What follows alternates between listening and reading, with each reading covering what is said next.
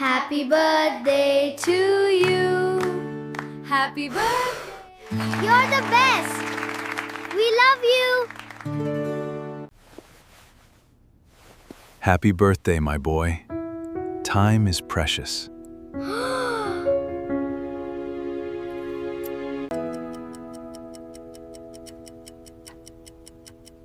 पापा, इस वॉच में तीनों हैंड्स अलग-अलग स्पीड से क्यों चलती हैं? बेटा, इसके अंदर गियर ट्रेन लगी होती है। जैसे तुम्हारी प्यारी मम्मी मुझे और तुम दोनों को कंट्रोल करती हैं, वैसे ही गियर ट्रेन स्पीड को कंट्रोल करती है। दोस्तों, अगर मैं आपसे बोलूं कि कुछ लोग ऐसे होते हैं मैकेनिकल में और भी रियल वर्ल्ड में जो कि दूसरों को कम घुमाते हैं लेकिन खुद ज़्यादा घूमते हैं, और कुछ ऐसे होते हैं जो खुद कम घूमते हैं लेकिन दूसरों को ज़्यादा घुमाते हैं।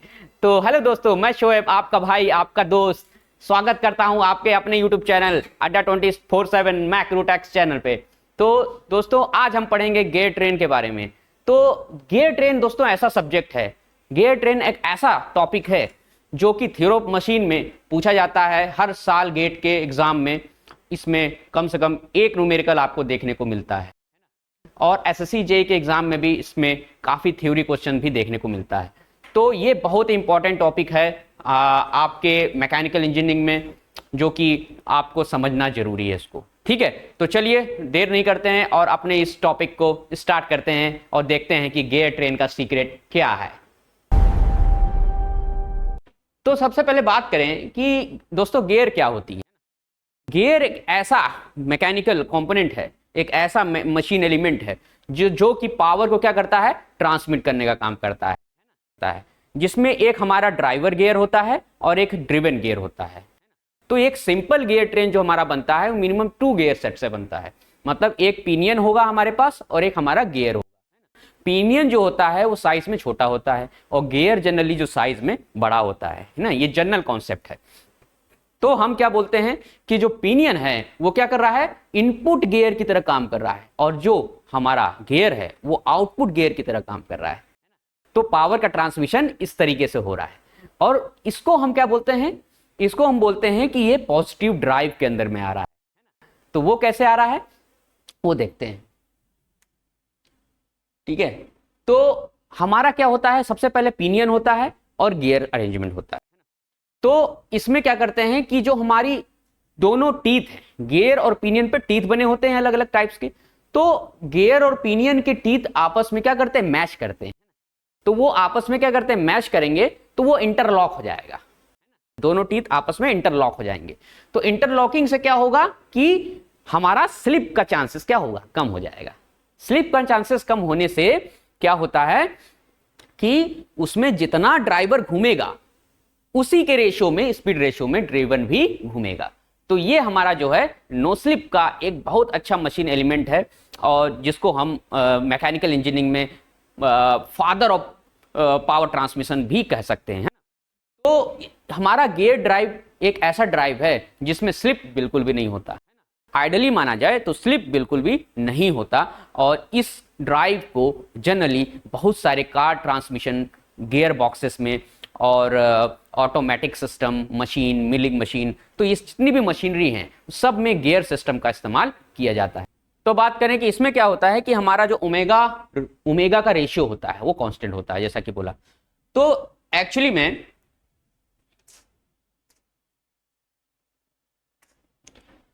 जो हमारा बेल्ट ड्राइव होता है दोस्तों, क्या होता है, बेल्ट ड्राइव। बेल्ट ड्राइव में क्या होता है कि बेल्ट लगी होती है, बेल्ट क्या करती है, स्लिप करती है। जितना ड्राइवर घूमता है उतना ड्रिवन को उस स्पीड रेशियो में नहीं रोटेट करा पाता। तो उस केस में क्या होता है कि हमारा स्लिप हो जाता है और पावर का ट्रांसमिशन स्मूथ नहीं हो पाता। तो ये हमारा नेगेटिव ड्राइव में आ जाएगा। कौन सा, बेल्ट ड्राइव। इस वीडियो में हम पढ़ेंगे कि गियर ड्राइव क्या होता है। तो चलिए देखते हैं कि इसका बेसिक कॉन्सेप्ट क्या होता है। ठीक है, तो सबसे पहले दोस्तों बात करते हैं कि गियर ट्रेन किसको बोलेंगे, गियर ट्रेन क्या होता है ना। तो जब हमारा जो शाफ्ट होती है, शाफ्ट के बीच में थोड़ी सी डिस्टेंस होती है, क्या होती है, शाफ्ट के बीच में थोड़ी सी डिस्टेंस होती है, इनपुट शाफ्ट और आउटपुट शाफ्ट। तो उन शाफ्टों को आपस में क्या करने के लिए, मैश कराने के लिए गियर के थ्रू हम क्या करते हैं, इनपुट गियर और आउटपुट गियर्स का सेट देते हैं, है ना। इनपुट गियर और आउटपुट गियर को एक लगाते हैं जिसमें हम पावर को एक डिस्टेंस में क्या कर सकते हैं, ट्रांसमिट कर सकते हैं ना। तो वो किस तरीके से होगा, जैसे कि मान लीजिए कि हमारा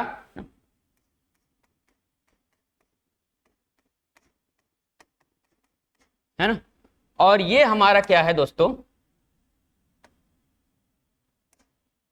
आउटपुट शाफ्ट है ना। ये हमारा क्या है, आउटपुट शाफ्ट है।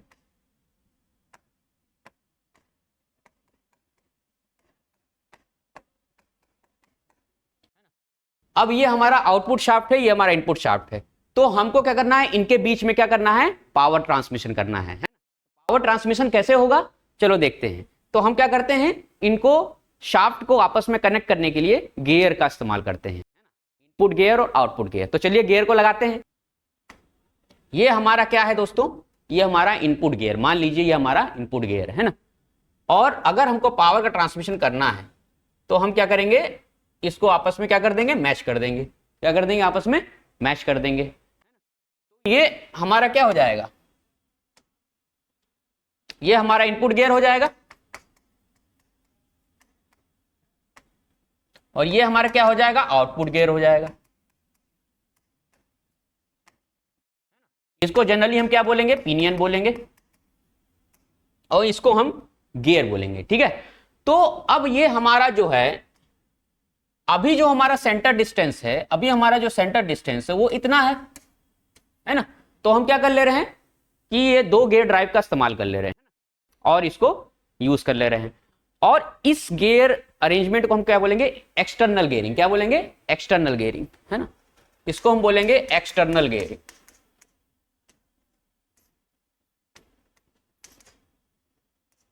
ठीक है, जिसमें ये अगर क्लॉकवाइज घूमेगा तो ये क्या घूमेगा, एंटी क्लॉकवाइज। ठीक है, मतलब अगर पिनियन क्लॉकवाइज घूम रहा है तो गियर क्या घूमेगा, एंटी क्लॉकवाइज घूमेगा। समझ में आया, ठीक है। तो इस गियर सेट का एक्सटर्नल गियर सेट भी बोलते हैं, जिसमें सिंपल गियर ट्रेन की तरह हम इस्तेमाल करेंगे इसको, है ना, जब डिस्टेंस क्या हो, कम हो। लेकिन अब बात करें कि जब डिस्टेंस शाफ्ट की थोड़ी बढ़ जाती है, थोड़ी सी बढ़ जाती है, तो हम क्या करते हैं, आइडलर्स गियर का यूज करते हैं। देखिए कैसे करेंगे, कि जैसे हमारा एक गियर की ये हो गई, है ना, और हमारा ये गियर हो गया एक, दोनों के बीच में डिस्टेंस काफी ज्यादा है।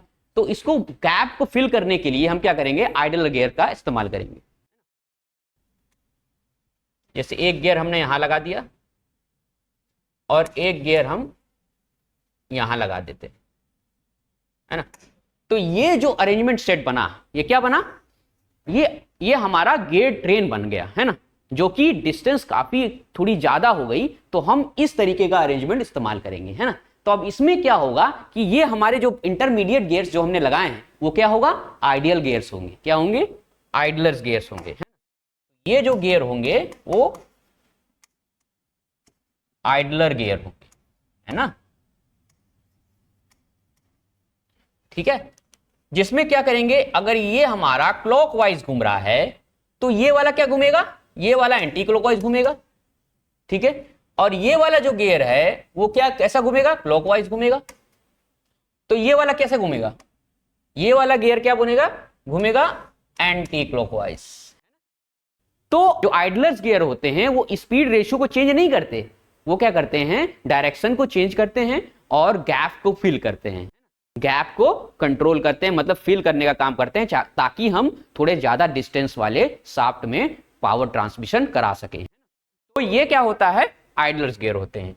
अगर ये हमारा गियर 1 है, ये गियर 2 है, ये गियर 3 और ये गियर 4 है।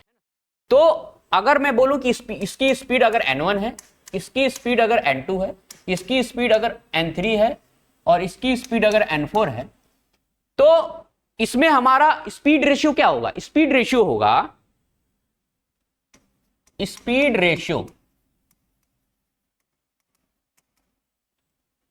हमारा क्या हो जाएगा, ड्राइवर की स्पीड टू द ड्रिवन की स्पीड, ये हमारा हो जाएगा। मतलब speed of driver to the speed of driven हमारा क्या हो जाएगा, स्पीड रेशियो हो जाएगा। तो हम क्या करेंगे कि दो गियरों के बीच में स्पीड रेशियो का रिलेशनशिप यूज कर सकते हैं। कैसे? जैसे कि अगर ये हमारा, इसकी स्पीड अगर n1 हुई और इसकी स्पीड अगर n2 हुई और इसमें नंबर ऑफ टीथ अगर t1 हुए और इसमें अगर नंबर ऑफ टीथ अगर t2 हुए, तो हम स्पीड रेशियो का टीथ के साथ रिलेशनशिप लगा सकते हैं। वो रिलेशनशिप क्या होगी कि n1 अपॉन में n2 जो होगा वो होगा t2 अपॉन में t1, है ना। तो ये रिलेशनशिप हम इस्तेमाल कर सकते हैं, ठीक है।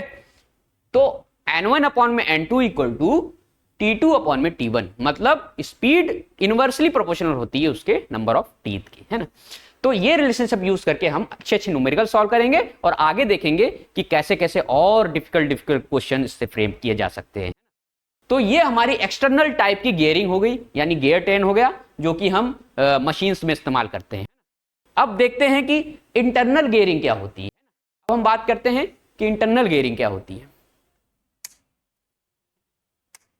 कि अगर दोस्तों अगर हमारा कोई ये गियर है ना, उसके अंदर अगर हम क्या कर दें, एक गियर को लगा दें, उसके अंदर हम क्या कर दें, एक गियर को लगा दें इस तरीके से, है ना। तो ये हमारा क्या हो जाएगा,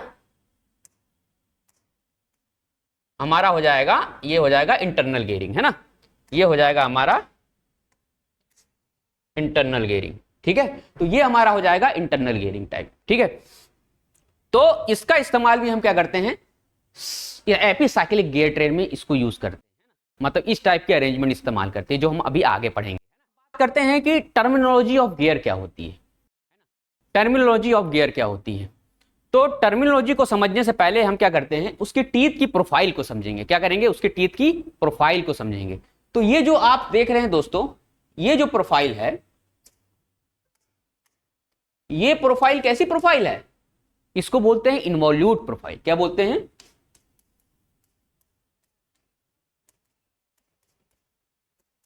इन्वॉल्यूट प्रोफाइल, इसको बोलते हैं इन्वॉल्यूट प्रोफाइल। अब आप बोलोगे कि इन्वॉल्यूट प्रोफाइल कैसे बनती है, तो इन्वॉल्यूट प्रोफाइल बनाने के लिए सिंपल अगर हम इसको समझें, तो अगर हमारे पास कोई स्ट्रिंग है जो रैप्ड है ना, सिलेंडर पे बोल दीजिए स्ट्रिंग रैप्ड है, या फिर बोल दीजिए किसी डिस्क पे कोई स्ट्रिंग है हमारे पास, वो स्ट्रिंग किसी डिस्क पे रैप है, सर्कुलर डिस्क पे रैप है ना, स्ट्रिंग हमारी सर्कुलर डिस्क पे रैप है ना।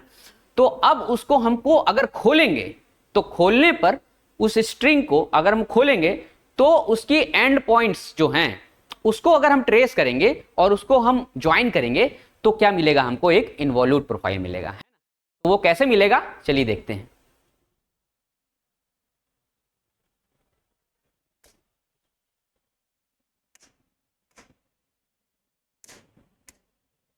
तो जैसे कि हमारे पास अगर कोई डिस्क है, मान लीजिए सर्कुलर डिस्क है, सर्कुलर डिस्क पे अगर हमारा कोई स्ट्रिंग है,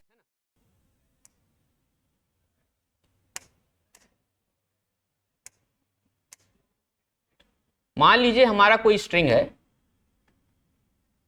इस तरीके से है ना, ठीक। और इसके बाद हम स्ट्रिंग को हम क्या करेंगे, ओपन करेंगे। ओपन करेंगे तो क्या होगा, मान लीजिए कोई स्ट्रिंग ऐसे हो जाएगी कहीं पे, है ना, और कोई स्ट्रिंग ऐसे हो जाएगी,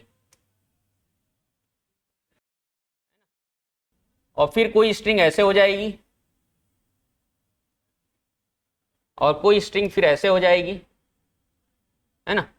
तो ये अनरैप अगर हम किया जाए, अनरैप किया जाए, अगर ये सेंटर है, अगर स्ट्रिंग को अनरैप किया जाए, तो ये जो हमारा पॉइंट है, ये जो हमारा एंड पॉइंट है स्ट्रिंग का, तो एंड पॉइंट को अगर हम मिला दें, अगर हम इसको इस तरीके से ज्वाइन कर दें, तो हमको कौन सी प्रोफाइल मिली, इन्वॉल्यूट प्रोफाइल मिली। अब इस इन्वॉल्यूट प्रोफाइल को हम क्या करेंगे, इसमें अगर हम टेंजेंट मारें, इसमें अगर हम यहां पर टेंजेंट मारें, है ना, तो ये क्या होगा, इसका नॉर्मल होगा, ये इसका नॉर्मल होगा। तो इस नॉर्मल को हम क्या बोलेंगे, line of action, line of action, है ना, इसको हम क्या बोलेंगे, लाइन ऑफ एक्शन बोलेंगे, ठीक है। तो इस तरीके से हमारी क्या होगी, इन्वॉल्यूट प्रोफाइल जनरेट होगी। ये प्रोफाइल काफी इजी होती है जनरेट करना, इसको काफी इंडस्ट्रीज इस्तेमाल करती हैं इस प्रोफाइल को जनरेट करने के लिए। तो इस वीडियो में हम involute profile type gear train को ही समझेंगे, क्योंकि एक और प्रोफाइल होती है जिसको हम बोलते हैं साइक्लोइडल प्रोफाइल। तो ये हमारी इन्वॉल्यूट प्रोफाइल जनरेट हो गई है ना। तो अब बात करते हैं, तो दोस्तों बात कर लेते हैं अब नेक्स्ट कि हमारी जो गियर टर्मिनोलॉजी होती है वो उसके कौन कौन से बेसिक टर्म्स होते हैं उसको भी समझना हमको बहुत इंपॉर्टेंट है। तो एक एक करके हम नॉमेनक्लेचर को समझेंगे, फिर उसके बाद एक न्यूमेरिकल सॉल्व करेंगे और देखेंगे कि उसके न्यूमेरिकल किस तरीके से सॉल्व होते हैं ना। तो सबसे पहले बात कर लेते हैं कि जो ऊपर वाला फेस है वो उसको क्या बोलते हैं, टॉप लैंड बोलते हैं। क्या बोलते हैं, टॉप लैंड, है ना। ये वाला जो फेस दिख रहा है इस फेस को बोलते हैं टॉप लैंड, है ना। और यहां से यहां तक जो हमारा, यहां से यहां तक जो डिस्टेंस है ना टॉप लैंड का, वो होता है फेस विड्थ, है ना। ये जो होता है हमारा फेस विड्थ। अब बात कर लेते हैं कि अडेंडम क्या होता है। सबसे पहले हमारा जो सर्कुलर पिच है उससे और हमारा जो इमेजिनरी सर्कल है, ये जो इमेजिनरी सर्कल देख रहे हैं ये वाला है ना, तो इस इमेजिनरी सर्कल जो टूथ के बीच से होके पास होता है, जो हमारा जो टूथ है उसके बीच से एक इमेजिनरी सर्कल पास होता है, जो सर्कल टच करता है हमारा कांटेक्ट पॉइंट पे अदर गियर के। मतलब कि जहां पे हमारा कांटेक्ट होता है, जिस भी पॉइंट पे हमारी मेशिंग होती है, उस पॉइंट से जो एक इमेजिनरी सर्कल क्रॉस करता है वो हमारा क्या है, पिच सर्कल है। तो पिच सर्कल जैसे कि इसमें देख रहे हैं, ये हमारा क्या है, पिच सर्कल है, जो इमेजिनरी सर्कल। अब बात कर लेते हैं टूथ थिकनेस क्या होती है। तो हमारी जो ये टूथ है, अगर हम सर्कुलर पिच के अलोंग ले, मतलब ये जो सर्कुलर पिच है हमारा यहां से यहां तक, तो सर्कुलर पिच में हमारा ये टूथ थिकनेस आती है ना। ये हमारी जो है टूथ थिकनेस है ना। अब बात कर लेते हैं अडेंडम क्या होता है। हमारा जो पिच सर्कल है, हमारा जो पिच सर्कल है, पिच सर्कल से इसका जो अडेंडम सर्कल, जिसको हम क्या बोल रहे हैं, अडेंडम सर्कल बोल रहे हैं, इसको हम क्या बोलेंगे, अडेंडम सर्कल, है ना। तो अडेंडम सर्कल से पिच सर्कल की जो बीच का डिस्टेंस है ना, वही हमारा क्या है, वही हमारा अडेंडम। और जो हमारा पिच सर्कल से, है ना, ये जो रूट सर्कल है ना, ये हमारा क्या है, रूट सर्कल है। रूट सर्कल के बीच की जो डिस्टेंस है वो हमारा क्या है, डिडेंडम। तो डिडेंडम समझ में आया। और हमारे पास ये क्या है, क्लियरेंस देते हैं कुछ इसमें, है ना, कि क्या हो कि जो अगले का जो टिप है उसके अगले के रूट को अंडर कट ना करे, है ना। इसकी वजह से हम क्या करते हैं, थोड़ा सा यहाँ पे क्लियरेंस दे देते हैं, है ना। तो हमारे पास एक क्लियरेंस सर्कल भी हो जाता है, ये हमारा क्या हो जाता है, क्लियरेंस सर्कल हो जाता है ना। तो ये ऊपर वाला जो साइड से अगर हम देखेंगे टूथ को, तो साइड से देखेंगे तो हमारा क्या आ जाएगा, फेस आ जाएगा, ये फेस आ जाएगा। और नीचे वाला पोर्शन जो होगा हमारा फ्लैंक होगा, है ना। तो फेस फ्लैंक भी आपको समझ में आ गया होगा, है ना।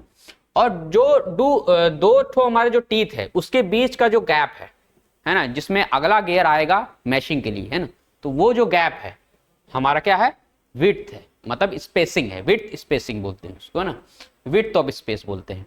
तो ये हमारा हो गया अडेंडम, डिडेंडम, टॉप लैंड, है ना, और पिच सर्कल। अब बात कर लेते हैं सर्कुलर पिच क्या होता है। अगर हम बात करते हैं कि एक हमारा अगर टूथ का रेफरेंस लेते हैं यहाँ पे, तो उसके कॉरस्पॉन्डिंग दूसरा जो टूथ है उसके बीच का जो डिस्टेंस है ना, वही हमारा क्या है, सर्कुलर पिच है ना। तो सर्कुलर पिच समझ गए।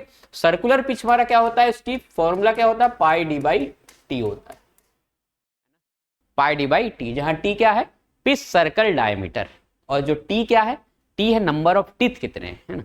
मतलब कि हमारा अगर पूरा एक सर्कल लें उस पे तो इक्वल स्पेस पे हमारे टीथ लगे हुए हैं।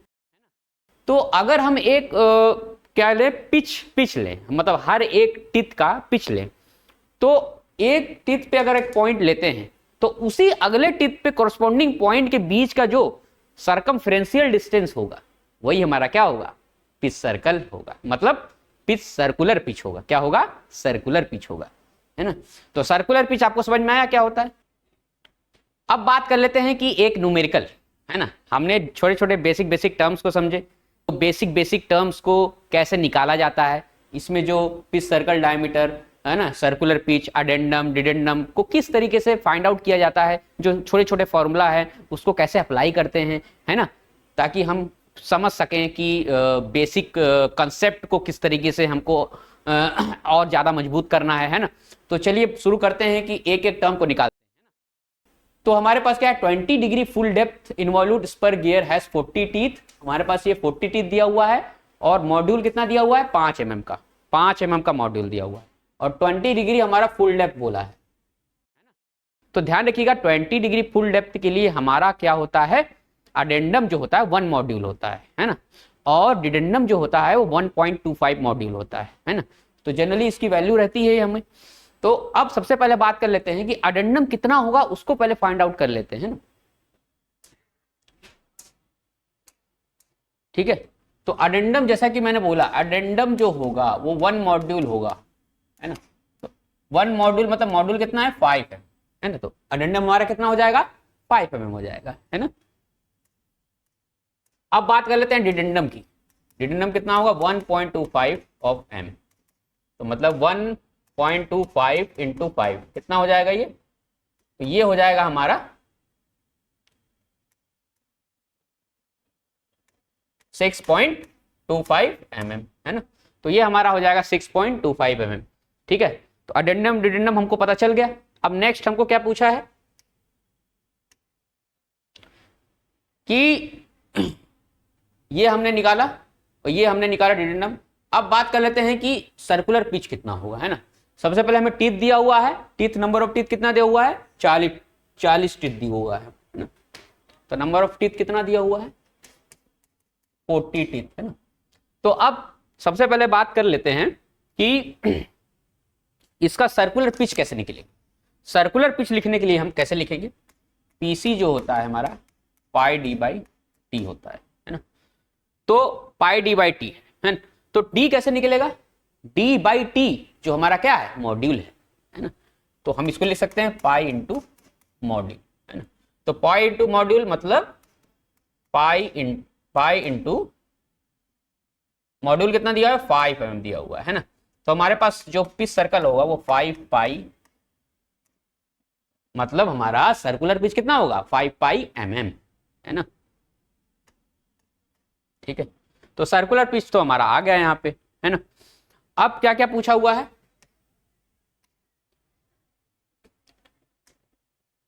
हमने क्या निकाल लिया, अडेंडम निकाल लिया, डिडेंडम निकाल लिया, सर्कुलर पिच निकाल लिया, है ना।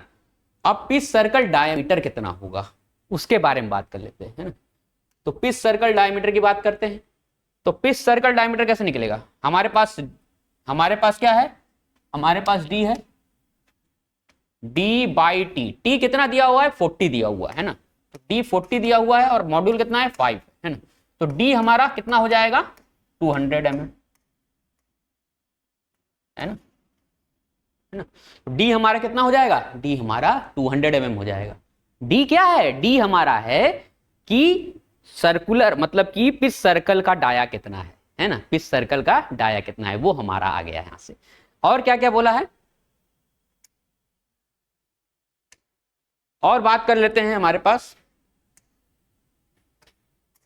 हमारा पिच सर्कल डायमीटर निकल के आ गया, है ना। अब क्लियरेंस की बात करते हैं, है ना।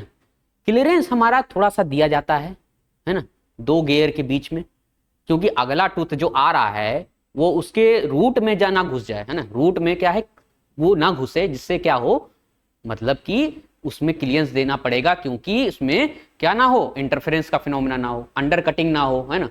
क्योंकि अगले का जो टिप है वो अगले के रूट के कांटेक्ट में ना आए, है ना। अगर अगले का टिप दूसरे के रूट के कांटेक्ट में आ गया तो वो क्या करेगा, मटेरियल को रिमूव करना स्टार्ट कर देगा। वो कंटिन्यूअस कांटेक्ट होगा, उसमें कंटिन्यूअस कांटेक्ट होने के बाद मटेरियल एरोड होगा और उससे हमारा टिप कमजोर होगा और फेलियर के चांसेस बढ़ जाएंगे। इसीलिए हम क्लियरेंस प्रोवाइड करते हैं, ठीक है। तो क्लियरेंस निकालते कैसे हैं, तो दोस्तों अगर आपको पता है कि 2 गियर आपस में मैटिंग में है तो उसका मॉड्यूल क्या होना चाहिए, सेम होना चाहिए, तभी दोनों की टूथ की साइज क्या होगी, सेम होगी कि नहीं, ऑब्वियसली। लेकिन इसका मतलब ये नहीं कि गियर ओपिनियन है वो दोनों का साइज सेम हो, है ना, ऐसा जरूरी नहीं है, लेकिन टीथ का प्रोफाइल अगर सेम रखना है तो हमको क्या करना पड़ेगा, मॉड्यूल्स को सेम होना पड़ेगा, प्रेशर एंगल भी सेम होना पड़ेगा, है ना। तो ये कंडीशंस अगर सेम हैं, आइडियल में तो हम सेम ही मान रहे हैं, इसलिए हम न्यूमेरिकल यहाँ पे सॉल्व कर रहे हैं, इसी चीज को हम अजम्पशन लेके सॉल्व कर रहे हैं, है ना। तो सबसे पहले बात कर लेते हैं क्लियरेंस क्या है। तो क्लियरेंस हम क्या करते हैं, दो मैटिंग गियर्स के बीच में देते हैं, है ना। तो इसको निकाला कैसे जाएगा, है ना। तो क्या करते हैं कि हमारे पास क्या होता है, डिडेंडम होता है ना। मान लीजिए कि दो गियर आपस में मैट कर रहे हैं, उसका आपस में क्या होगा, मतलब उसका अपना अपना क्या होगा, डिडेंडम होगा। डिडेंडम में से अडेंडम को हम माइनस कर दें तो क्या मिल जाएगा, हमको क्लियरेंस मिल जाएगा, है ना। तो अगर मैं बात करूं कि क्लियरेंस अगर निकालना है तो क्लियरेंस हमारा क्या होगा, डिडेंडम में से अडेंडम को अगर हम माइनस कर दें तो हमारा क्या आ जाएगा, क्लियरेंस आ जाएगा, है ना। तो मतलब कि हमारा जो डिडेंडम है वो कितना है, 6.25 माइनस एडेंडम कितना है, 5, तो हमारे क्लियरेंस कितना हो जाएगा, 1.25 mm, है ना। ठीक, क्योंकि देखिए हमारा जो गियर है ये क्लियरेंस है ना, ये क्लियरेंस है, तो डिडेंडम क्या है, डिडेंडम यहां से यहां तक का डिस्टेंस है ना। मतलब ये जो क्या है, ये हमारा डिडेंडम है ना, ये वाला पोर्शन, है ना। अब इस डिडेंडम में से अगला वाला जो टूथ आएगा उसका अगर हम अडेंडम माइनस कर देंगे तो ये वाला डिस्टेंस तो निकल ही जाएगा, है ना। मतलब कि अगला वाला जो टूथ आएगा उसका अडेंडम होगा, तो अडेंडम क्या है, ये वाला डिस्टेंस, है ना, ये वाला। तो अगले वाले का अडेंडम माइनस करेंगे डिडेंडम में तो हमारा क्या आएगा, क्लियरेंस आ जाएगा। That is the concept, please इसको अच्छे से समझिए, है ना। और क्या पूछा हुआ है, आउटसाइड डायमीटर कितना होगा। आउटसाइड डायमीटर दोस्तों क्या होता है कि हमारा आउटसाइड डायमीटर इसको बोलते हैं, मतलब कि ये जो हमारा सर्कल पास हो रहा है ना, ये कितना है, मतलब यहां से पूरा ये पूरा डिस्टेंस आउटसाइड डायमीटर में आएगा, है। तो ये पूरा आउटसाइड डायमीटर में आएगा। आउटसाइड डायमीटर कैसे निकालेंगे, कॉमन सेंस, है ना, कि हमारे पास पिच सर्कल डायमीटर है, और अगर हम दोनों साइड का अडेंडम जोड़ दें तो हमको क्या मिल जाएगा, आउटसाइड डायमीटर मिल जाएगा, है ना। तो आउटसाइड डायमीटर कैसे निकालेंगे, आउटसाइड डायमीटर दोस्तों हमारे पास क्या है, पिच सर्कल डायमीटर है, इसमें अगर हम दोनों साइड का अडेंडम जोड़ दें, है ना, 200 + 2 इंटू अडेंडम कितना था, 5 है, राइट। तो हमारे पास कितना हो जाएगा, 10, मतलब हमारा 210 mm। तो आउटसाइड जो डायमीटर होगा वो हमारा 200 mm हो, ठीक है। तो आउटसाइड डायमीटर समझ में आया आपको। और बात कर लेते हैं हमारा रूट डायमीटर। रूट डायमीटर क्या होगा, जो हमारा डिडेंडम सर्कल पास कर रहा है, जिस portion of gear of tooth से हमारा डिडेंडम सर्कल पास कर रहा है वही हमारा क्या है, हमारा वही रूट डायमीटर वाला सर्कल होगा। तो रूट डायमीटर वाला सर्कल हमारा कौन सा होगा, जो डिडेंडम सर्कल होगा, है ना। तो उसको कैसे निकालेंगे, सिंपल कॉन्सेप्ट है। अगर हमको रूट डायमीटर निकालना है तो हम क्या करेंगे कि पिच सर्कल डायमीटर में से, अगर रूट सर्कल का डायमीटर निकालना है तो हम क्या करेंगे, पिच सर्कल डायमीटर में से डिडेंडम को माइनस कर देंगे, है ना। पिच सर्कल डायमीटर में से डिडेंडम को, दोनों साइड के डिडेंडम को माइनस कर देंगे। तो 200 माइनस 2 इंटू 6.25 है ना। तो 200 माइनस कितना हो जाएगा, ये 12.5, राइट। तो ये कितना हो जाएगा, 87.5 रूट सर्कल डायमीटर आ गया हुआ, है ना। तो रूट सर्कल डायमीटर हमने निकाल लिया है, जो कि 187.5 हमारा देखने को मिल रहा है। और हमको क्या कैलकुलेट करना है, और हमारा क्या बच गया है, और हमारा बच गया है, हमने क्या क्या निकाल लिया, हमने आउटसाइड निकाल लिया, रूट सर्कल डायमीटर निकाल लिया, टूथ थिकनेस बचा एंड पिच सर्कल, मतलब पिच सर्कल पे टूथ थिकनेस कितना होगा वो भी हमको निकालना है ना। तो पिच सर्कल पे टूथ थिकनेस कैसे निकलेगा,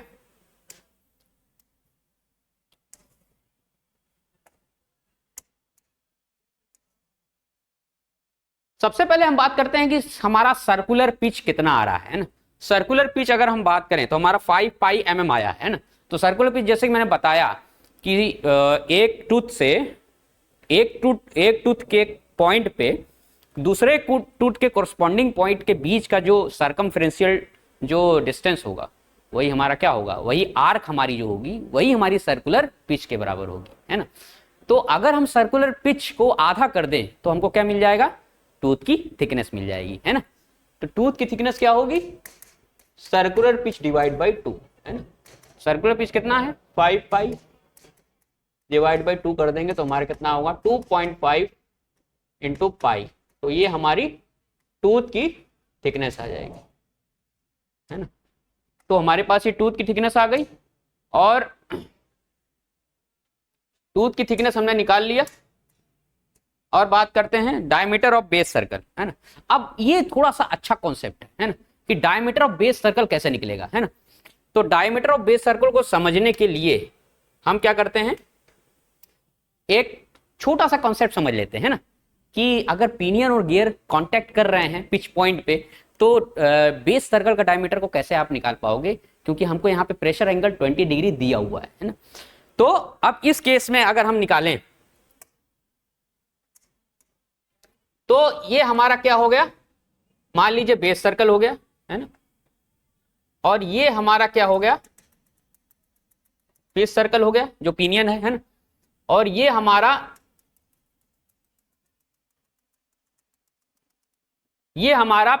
पिच सर्कल हो गया किसका, गियर का, है ना। और ये हमारा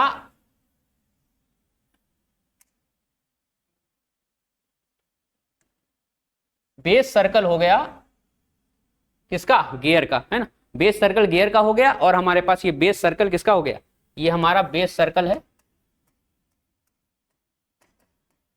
इसका मैं आधा आधा पोर्शन बनाया हूं, है ना, आधा आधा पोर्शन। और ये हमारा बेस सर्कल हो गया किसका, गियर का हो गया। और ये हमारा पिनियन का हो गया। तो ये हमारा क्या है, पिच पॉइंट है ना। दो मैटिंग गियर किस पे कांटेक्ट पे रहते हैं, पिच पॉइंट पे रहते हैं, है ना। तो पिच पॉइंट से जो हमारी लाइन पास करती है वो कौन सी होती है, लाइन ऑफ एक्शन होती है, जो कि हमारी, जैसा कि मैंने इन्वॉल्व प्रोफाइल बनाया उस पे टेंजेंट पे कॉमन नॉर्मल डाला तो हमारी क्या थी, हमारी लाइन ऑफ एक्शन थी। तो यहां भी वही सेम लाइन ऑफ एक्शन बनेगी जो कि हमेशा क्या होगी, बेस सर्कल पे टेंजेंट होगी और पिच पॉइंट से हमारा हमेशा पास करेगी। तो दोनों पॉइंट जो कांटेक्ट पॉइंट है उस पे अगर हम कॉमन नॉर्मल बनाएंगे तो कॉमन नॉर्मल जो जाएगा वो बेस सर्कल पे टेंजेंट जाएगा, है ना। उसी को हम क्या बोलेंगे, लाइन ऑफ एक्शन बोलेंगे, है ना। तो लाइन ऑफ एक्शन हमारा कैसे जाएगा, कुछ ऐसा जाएगा। अगर हम लाइन ऑफ एक्शन ड्रॉ करें तो लाइन ऑफ एक्शन कैसे जाएगा, कुछ ऐसा जाएगा, है ना। तो ये हमारा लाइन ऑफ एक्शन हो जाएगा, है ना। ठीक है दोस्तों, तो ये लाइन ऑफ एक्शन हो गया। और अगर इस पे हम क्या करें, कॉमन टेंजेंट डाल दें, क्या करें, कॉमन टेंजेंट डाल, कॉमन टेंजेंट हमने ऐसे लगा दिया, है ना। और ये कॉमन टेंजेंट ये हमारा हो गया कॉमन टेंजेंट। तो कॉमन टेंजेंट और लाइन ऑफ एक्शन ये हमारा क्या हुआ, ये हमारा हुआ line of action. Line of action और कॉमन टेंजेंट के बीच का जो एंगल बनेगा वही हमारा क्या होगा, वही हमारा प्रेशर एंगल होगा, जो कि इसमें 20 डिग्री दिया हुआ है ना। ये जब मैं गियर आपको पढ़ाऊंगा ना तो गियर को मैं इसी तरीके से एक एक चीज को खोल खोल के रखूंगा। अभी फिलहाल हम शॉर्ट में चल रहे हैं तो शॉर्ट ऑफ टाइम है, तो इसकी वजह से मैं एक ओवरव्यू आपको दिखा दिया हूं कि हमारा प्रेशर एंगल कहाँ किसके किसके बीच बनता है और बेस सर्कल क्या होता है ना, और हमारा पिच सर्कल क्या होता है। तो अब क्या है कि ये हमारा अगर सेंटर है, ये बेस सर्कल का मान लेते हैं सेंटर है। अगर हम दोनों सेंटर को आपस में क्या करें, ज्वाइन करें, है ना। दोनों सेंटर को अगर हम आपस में क्या कर दें, ज्वाइन कर दें, है ना। तो इस पे ये जो क्या होगा, इस पे ये हमारा परपेंडिकुलर होगा और इस पे ये हमारा क्या होगा, परपेंडिकुलर होगा। तो ये हमारा क्या होगा, बेस सर्कल का रेडियस होगा, आर भी बोलेंगे इसको, है ना। और हमारा ये क्या होगा, पिच सर्कल रेडियस होगा, कैपिटल आर, है ना, ऑब्वियसली। तो अगर ये फाई है तो क्या होगा, ये फाई होगा, ये फाई होगा। तो ये भी क्या होगा, फाई होगा, है ना। तो अब इस पे अगर इस ट्राइंगल को देखें, अगर ये हमारा ओ ए बी है, ठीक है, तो ओ ए बी ट्राइंगल में अगर हम देखें तो कॉस फाई लगाएं तो कॉस फाई क्या होगा हमारा, अगर इसमें कॉस फाई लगाते हैं तो हमारा क्या बनेगा, R B divide by capital R. तो आर बी कितना आ जाएगा, कैपिटल आर कॉस फाई, है ना। तो मतलब अगर इसको डायमीटर के टर्म्स में लिखें तो डायमीटर के टर्म्स में कैसे लिखेंगे कि जो हमारा बेस सर्कल का जो डायमीटर होगा क्या होगा, base circle into cos phi होगा, है ना। तो ये आपको बेसिक समझना पड़ेगा इस ट्राइंगल लॉ से, है ना। ट्राइंगल को किस तरीके से मैंने बनाया, गियर और पिनियन को आपस में मैच किया, मैच करने के बाद इस तरीके से हमने इसका फॉर्मूला को डिराइव किया, है ना। तो अब हम निकालेंगे बेस सर्कल डायमीटर, है ना। तो बेस सर्कल डायमीटर दोस्तों क्या होगा, बेस सर्कल डायमीटर जैसे मैंने बताया क्या होगा, डी कॉस फाई होगा। कैपिटल डी कितना है 200 mm, 200 mm into cos 20 degree. इसको आप सॉल्व करो, है ना, जो भी आएगा हमारा क्या हो जाएगा, बेस सर्कल डायमीटर हो जाएगा, है ना। तो ऑलमोस्ट हमने सारा चीज निकाल लिया, है ना। तो हमने डायमीटर ऑफ बेस सर्कल भी निकाला, डायमीटर ऑफ बेस सर्कल भी निकाल लिया अपन ने, है ना। तो ये सारे टर्म्स हमने निकाले, क्लियरेंस भी निकाला, है ना। तो जैसा कि आपने एक एक टर्म्स को मेरे साथ निकाला, है ना, तो इस तरीके से हम क्या करेंगे, फाइंड आउट करेंगे इसके टर्मिनोलॉजीज को, है ना, स्टेप बाय स्टेप, है ना। तो अब बात करते हैं कि स्पर गियर, ये क्लासिफिकेशन ऑफ गियर ट्रेन, कौन कौन से क्लासिफिकेशन होते हैं हमारे गियर सेट के। सबसे पहले आता है स्पर गियर, जो जिसकी टीथ क्या होती है, स्ट्रेट होती है, और हमारा हेलिकल गियर होता है जिसकी टीथ क्या होती है, थोड़ी इंक्लाइंड होती है ना। और बीवल गियर है, बीवल गियर हमारा जो कि यूज होता है हमारा 90 डिग्री में पावर ट्रांसमिशन करने के लिए इस्तेमाल करते हैं, या फिर किसी एंगल में पावर ट्रांसमिशन करना हो तब हम इसको इस्तेमाल करेंगे, किसको, हमारा बीवल गियर सेट को। और हमारा एक वॉर्म गियर होता है, वॉर्म गियर हमारा क्या होता है कि हाई जब स्पीड रेशियो में चाहिए होता है, वेरी हाई, तो हम वॉर्म गियर का इस्तेमाल करते हैं। स्पर गियर होता है वो हमारा आता है एक्सिस जिसकी पैरेलल हो, लो स्पीड और लो लोड के लिए, और स्ट्रेट इसकी कैसी होती है, इसकी जो टीथ होती है वो स्ट्रेट होती है, और इसका जो शाफ्ट होता है वो कैसा होता है, पैरेलल होता है, नॉन इंटरसेक्टिंग होता है, नॉन इंटरसेक्टिंग।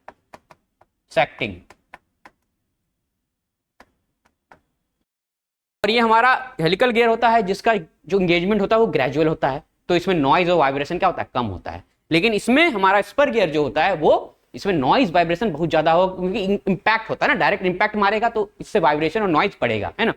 और बीवल गियर जो होता है वो हमारा किसी इंक्लाइंड डायरेक्शन में हमें पावर ट्रांसमिशन करना हो तो हमारा बीवल गियर इस्तेमाल करते हैं।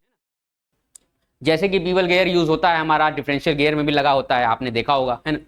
तो इस तरीके से इसका यूज है, और ये इंटरसेक्टिंग शाफ्ट के अंदर आता है, क्योंकि इसकी शाफ्ट क्या है, इंटरसेक्ट कर रही है, इनकी शाफ्ट आपस में इंटरसेक्ट करती है, तो ये नॉन पैरेलल कैटेगरी में आता है। और ये हमारा वॉर्म गियर है जो कि non parallel non intersecting gear classification के अंदर आता है, ठीक है। तो ये इस टाइप का हमारा जो है वॉर्म गियर है। तो अब बात कर लेते हैं कि गियर ट्रेन कितने टाइप्स की होती है। तो गियर ट्रेन हमारे पास सिंपल गियर ट्रेन होती है, कंपाउंड गियर ट्रेन होती है, और हमारा रिवर्टेड गियर ट्रेन होती है, और हमारे पास एपीसाइक्लिक गियर ट्रेन होती है। तो जो सिंपल गियर ट्रेन होती है वो तो हमारा सिंपल गियर ट्रांसमिशन में इस्तेमाल की जाती है, जैसे कि हमारा दो शाफ्ट है जिसके बीच की डिस्टेंस ज्यादा नहीं है ना, तो हम सिंपल गियर ट्रेन इस्तेमाल करेंगे, है ना। तो अब बात करते हैं कंपाउंड गियर ट्रेन क्या होती है। कंपाउंड गियर ट्रेन हमारा जब एक शाफ्ट पे ही दो गियर फिक्स हो जाएं, दो या दो से ज्यादा गियर फिक्स कर दिए जाएं, और जो कि दोनों सेम स्पीड से रोटेट करें, तो वो हमारा कंपाउंड में आ जाएगा। कंपाउंड गियर ट्रेन हमारा ये जो कार ट्रांसमिशन की जो गियर बॉक्सेस होती हैं उसमें इस्तेमाल कर लेते हैं, है ना। और हमारा reverted gear train, reverted gear train हमारा क्या होता है, जब इनपुट और आउटपुट शाफ्ट क्या हो जाए, कोएक्सियल हो जाए, तो हमारा रिवर्टेड बन जाता है गियर सेट। तो ये हमारा क्लॉक्स में इस्तेमाल करते हैं, है ना, वॉचेस में इस्तेमाल किया जाता है जनरली, है ना। और अब बात करते हैं एपीसाइक्लिक की। तो एपीसाइक्लिक क्या होता है, हमारा सन और रिंग गियर और प्लैनेट गियर का एक कॉम्बिनेशन होता है, जिसमें हम क्या करते हैं, जो हमारे हेलीकॉप्टर्स होते हैं उसके मैकेनिज्म में reverted gear epicyclic gear train का इस्तेमाल करते हैं। और ऑटोमेटिक ट्रांसमिशंस में इस्तेमाल किया जाता है, और बहुत सारे इसके और भी एप्लीकेशंस हैं जिसमें हम एपीसाइक्लिक गियर ट्रेन का इस्तेमाल करते हैं। अब बात करते हैं ये सिंपल गियर ट्रेन अरेंजमेंट काम कैसे करता है। जैसा कि मैंने बताया था कि हमारे पास अगर शाफ्ट की डिस्टेंस ज़्यादा हो जाए तो हम आइडलर गियर लगाते हैं, है ना। आइडलर गियर के लिए दोनों साइड कांटेक्ट होना क्या हो जरूरी है, क्योंकि वो क्या करेगा, डायरेक्शन को चेंज करेगा, है ना। डायरेक्शन चेंज करेगा तो क्या होगा, हमारा पावर ट्रांसमिशन होगा और उसका डायरेक्शन भी चेंज हो जाएगा, लेकिन स्पीड रेशियो कांस्टेंट वही रहेगा, स्पीड रेशियो में कोई चेंज नहीं आएगा, है ना। तो जैसा कि हम बात कर रहे थे कि वेलोसिटी रेशियो है हमारा क्या होगा, स्पीड रेशियो क्या होगा, एंड ड्राइवर एंड ड्रिवन होगा। जैसे कि हम बात करें कि हमारा जो सिंपल गियर ट्रेन है वो क्या होगा, इस तरीके से काम करेगा, जो कि इसमें आइडलर गियर भी लगे होंगे, है ना। अब एक क्वेश्चन की बात कर लेते हैं कि gear train with 5 gear is shown in the figure below, the number of teeth on each gear is N1 N2 N3 N4 and N5, the idler gear in this gear train is. अब हमें पता करना है कि इसमें idler gear कौन है, और ये क्वेश्चन आया हुआ है गेट 2026 में। तो इसमें पता करना है कि आइडलर गियर क्या हो, कौन सा होगा। तो जाहिर सी बात है, मैंने बताया जैसे आपको कि आइडलर गियर जो होता है दोनों तरफ कांटेक्ट में रहता है, तो इसके लिए इसमें देख के बताइए आप कि आइडलर गियर कौन सा है। तो जैसे कि बात करें कि गियर 1 गियर 3 है हमारा, जो कि कंपाउंड टाइप है, जो कि 2 गियर हैं, जो कि शाफ्ट क्या है, कोएक्सियल है, एक ही शाफ्ट पे हैं, गियर 3 और गियर 2, है ना। गियर 2 और गियर 3 एक ही शाफ्ट पे हैं, और हमारा गियर 4 कनेक्टेड है किससे, गियर 3 से, और गियर 5 हमारा गियर 4 से कनेक्टेड है, जो कि ड्रिवन गियर है, गियर 5। तो इसमें अब देखिए कि गियर 2 हमारा दोनों साइड कॉन्टेक्ट में है क्या, नहीं है, दोनों साइड नहीं है कॉन्टेक्ट में। गियर 3 है क्या, गियर 3 भी नहीं है ना। अब बात करते हैं गियर 4 को, देखिए आप, गियर 4 हमारा कॉन्टेक्ट बना रहा है दोनों साइड, जी हाँ बना रहा है, तो ये हमारा गियर 4 क्या हो जाएगा, आइडलर गियर हो जाएगा। तो हमारा जो गियर 4 होगा वो हमारा क्या होगा, आइडलर गियर होगा। तो इसमें ऑप्शन ए हमारा करेक्ट हो जाएगा।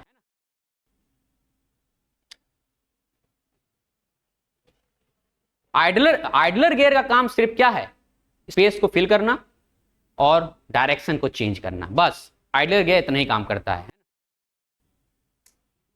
अब बात करते हैं कंपाउंड गियर। कंपाउंड गियर क्या होता है दोस्तों, कि अगर हम एक ही शाफ्ट पे 2 गियर हों जो कि सेम स्पीड से रोटेट करें, 2 या 2 से ज्यादा भी हो सकते हैं, है ना। तो हमारा जैसे कि ये देखिए, इसमें एक शाफ्ट है जिसमें क्या है, एक गियर ये है, एक गियर ये है, तो ये गियर 2 गियर एक सेम शाफ्ट पे है ना। तो ये कंपाउंड टाइप गियर ट्रेन हमारा हो जाता है, तो इसको बोलते हैं कंपाउंड। जो हमारा ऑटोमोबाइल के जो गियर बॉक्सेस होते हैं उसमें भी कंपाउंड गियर इस्तेमाल करते हैं, है ना। और बहुत सारी इसके प्रैक्टिकल एप्लीकेशंस हैं मैकेनिकल इंजीनियरिंग में, है ना। तो ये हमारा क्या हो जाएगा, कंपाउंड गियर हो जाएगा। अब बात करते हैं कि रिवर्टेड गियर ट्रेन क्या होता है। रिवर्टेड गियर ट्रेन की बात करते हैं तो इसमें जो हमारा ये गियर है, गियर अगर इसको गियर 1 बोला जाए और इसको गियर 2 बोला जाए और इसको गियर 3 बोला जाए और इसको गियर 4 बोला जाए, तो ये हमारा गियर 1 इनपुट गियर हो जाएगा और गियर 5 क्या हो जाएगा, आउटपुट गियर हो जाएगा।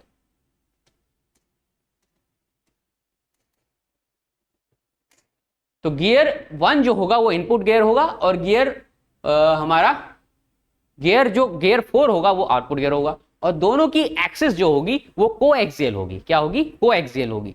तो हमारा इस टाइप की जो गियर ट्रेन होगी वो रिवर्टेड गियर ट्रेन होगी। आपको इस डायग्राम को देखकर समझ लेना है कि हमारे को किस टाइप का गियर ट्रेन दिया हुआ है। इस टाइप का अगर अरेंजमेंट अगर आपको दिखेगा तो जो होगा हमारा गियर ट्रेन वो रिवर्टेड गियर ट्रेन होगा। इसका इस्तेमाल वॉचेस में किया जाता है, मैकेनिकल वॉचेस में ज़्यादातर यूज़ होता है ना। और इसको और भी मैकेनिकल इंडस्ट्रीज यूज़ करती हैं अलग अलग मशीन्स में, है ना। तो ये हमारा जो है ऑटोमोटिव मैनुअल ट्रांसमिशन टाइप में इस्तेमाल करते हैं, और लेथ मशीन में भी इसको इस्तेमाल किया जाता है, और इसका मैकेनिकल क्लॉक में भी इसका इस्तेमाल किया जाता है। तो ये हमारा जो गियर है वो रिवर्टेड टाइप गियर ट्रेन हो गया। शाफ्ट सेम नहीं है ना, शाफ्ट अलग अलग हो, शाफ्ट अलग अलग हैं, लेकिन एक्सिस दोनों को क्या है, कोएक्सियल है। तो हमारी इस टाइप की जो है गियर ट्रेन है वो रिवर्टेड टाइप हो जाएगी।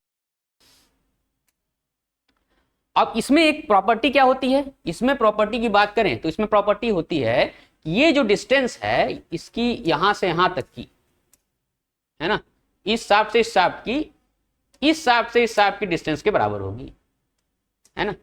मतलब कि अगर मैं बात करूं कि ये जो हमारी डिस्टेंस है, ये जो हमारी डिस्टेंस देख रहे हो आप, है ना, ये वाली जो डिस्टेंस है, ये जो डिस्टेंस है वो इस डिस्टेंस के बराबर होगी, यहां से यहां, है ना। तो अगर ऐसा है तो क्या बोलेंगे हम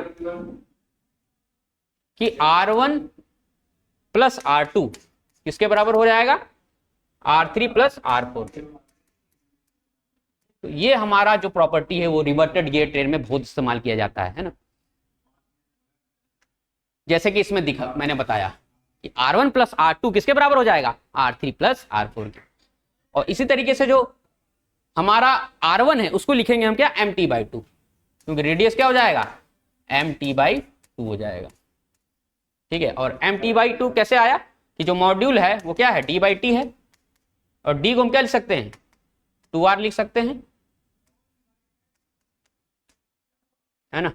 तो R को हम क्या लिखेंगे, R को हम लिखेंगे MT/2, है ना। तो इस तरीके से हम इस फॉर्मूले को जब तोड़ेंगे तो हमारा एक नया फॉर्मूला डेवलप होगा जो कि रिवर्टेड गियर ट्रेन में फ्रीक्वेंटली इस्तेमाल किया जाता है। अब बात करते हैं एपीसाइक्लिक गियर ट्रेन की। एपीसाइक्लिक गियर ट्रेन भी हमारा बहुत इंपॉर्टेंट है, जो कि आता है इस गियर ट्रेन में हमारे पास एक रिंग गियर होता है बड़ा सा, और एक उसको एनुलस गियर भी बोलते हैं। और उसके अंदर क्या होता है, एक कोएक्सियल, मतलब कि एक कोएक्सियल टाइप का सन गियर होता है जो कि रिंग गियर के साथ कोएक्सियल होता है। इसको बोलते हैं सन गियर। ये जो हमारा हो गया ये सन गियर हो गया। और ये जो छोटे छोटे गियर जो लगे हुए हैं 4 गियर, वो हमारे प्लैनेट्स गियर हैं। क्या हैं, प्लैनेट गियर कहे जाते हैं। तो इसमें जो है एपीसाइक्लिक गियर ट्रेन जो है हम न्यूमेरिकल्स में लगाएंगे। इसके न्यूमेरिकल्स भी बहुत सारे पूछे जाते हैं, है ना। तो सन एंड प्लैनेट गियर को हम इस्तेमाल करेंगे अपने न्यूमेरिकल्स में। तो ये जो अरेंजमेंट है किसका, ये जो अरेंजमेंट है रिंग गियर और प्लैनेट गियर का, वो इंटरनल गियरिंग है। क्या है वो, इंटरनल गियरिंग, ठीक है। तो इंटरनल गियरिंग भी इसमें हो रही है, आप देख रहे हैं जैसा कि, है ना। और इसमें एक्सटर्नल गियरिंग भी हो रही है, देख लीजिए आप। एक्सटर्नल गियरिंग हो रही है किसके बीच में, एक्सटर्नल गियरिंग हो रही है सन गियर और प्लैनेट गियर के बीच में। और इंटरनल गियरिंग किसमें हो रही है, हमारी प्लैनेट गियर और रिंग गियर के बीच में, है ना। क्योंकि हमारा इसमें जो सन गियर है वो इंडिपेंडेंटली रोटेट कर सकता है, किससे, रिंग गियर से। ये कंपाउंड तो है नहीं कि सेम स्पीड से रोटेट करेगा, है ना। ये हमारा सन गियर और रिंग गियर क्या है, अलग अलग स्पीड से रोटेट करेंगे, इंडिपेंडेंटली रोटेट करेंगे। तो सन गियर और रिंग गियर हमारा कोएक्सियल टाइप हो जाएंगे, है ना। तो ये हमारा हो जाएगा ये हमारा हो जाएगा एपीसाइक्लिक गियर ट्रेन। और इसमें भी वो प्रॉपर्टी लगा सकते हो आप, कौन सी, रेडियस समेशन वाली, रेडियस समेशन वाली। इसमें जो हमारा रिंग गियर का जो रेडियस होगा वो किसके बराबर होगा, प्लैनेट गियर के डायमीटर प्लस सन गियर के रेडियस के बराबर। तो रेडियस ऑफ रिंग गियर जो बराबर होगा radius of sun gear plus diameter of planet gear, है ना। तो ये रिलेशनशिप एपीसाइक्लिक गियर ट्रेन में बहुत इंपॉर्टेंट है, जो कि फ्रीक्वेंटली हम इस्तेमाल करेंगे न्यूमेरिकल्स। तो आज के लिए बस इतना ही दोस्तों, मिलते हैं नेक्स्ट सेशन में। हम ऐसे ही इंफॉर्मेटिव वीडियोस आपके लिए लाते रहेंगे। तो हमारे साथ जुड़ने के लिए बहुत बहुत धन्यवाद। तो मिलते हैं नेक्स्ट सेशन में। गुड बाय, जय हिंद, जय भारत।